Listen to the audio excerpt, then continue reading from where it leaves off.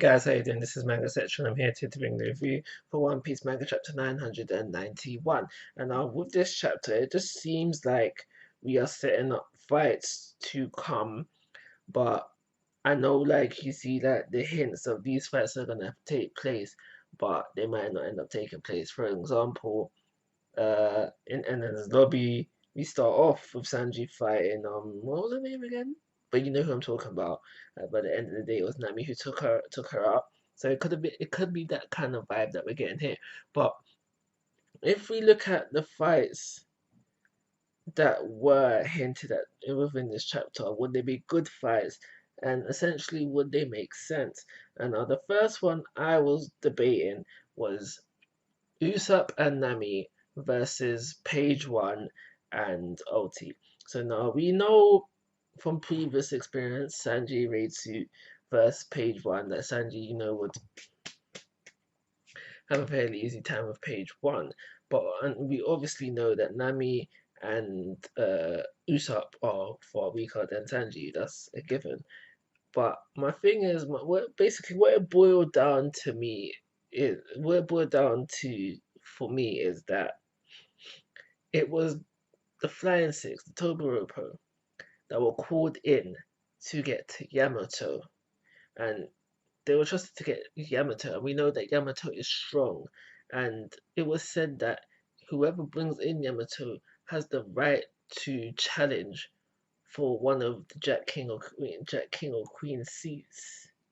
So that would put Toblerone same level, same level like highball, and then lowball, be just under them because if you're gonna challenge for someone, you gotta be close to their level, kind of thing. So if that is the case, and then we then have Nami and Usopp beat them in the fight, that would put Nami and Usopp close to commander level. Therefore, Sanji and Zoro should be coasting commanders at this point. And I'm on the fence of saying we haven't seen Zoro go 100%. That's no doubt, no doubt, no doubt. But Sanji, I know he's got the raid suit now. We haven't seen him go all out in that.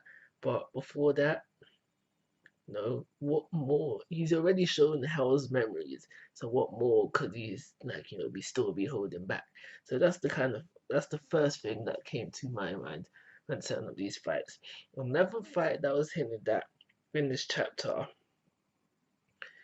is X Drake and Zoro versus Apu. No, fair enough. I don't think it would even necessarily take both of them. I think one of them could have done it by themselves. All they need to know is the ins and outs of his devil fruit and easy peasy lemon squeezy kind of thing. But another thing that was hinted at was that Queen will also be involved in that fight. So I reckon that might lead to an X Drake versus Scratch. And then we have Zoro versus Queen. And now that would be a good fight. That would be a good fight. I don't mind that. There was no other fights mentioned. No, there was no other fights hinted at within this chapter. So I'm gonna move on a bit. So what I found funny about this in this chapter was the whole thing where we have basically everyone saying, nah, don't trust X-Tree, don't trust X-Tree, don't trust X-Tree. I don't care what he's saying. You can fight Kaido, but he's not aligning with us. And Leafy's like, yeah, sure, join the alliance. Because that's just typical Leafy, so it probably saw that coming kind of vibe. The last things that I want to mention is everything that happened at the top. Everything that's going on at the top with Kaido, the Minx, in Sulong form, and Jack the Trout. Now I'm disappointed because Jack got battered, he got beat up, and he did this all off screen. So we know that I can't remember how many days and nights it was, but there was a certain amount of days and nights that went by where between the two of them Neko and Dogstorm could not beat Jack. But as soon as they Sulonged up,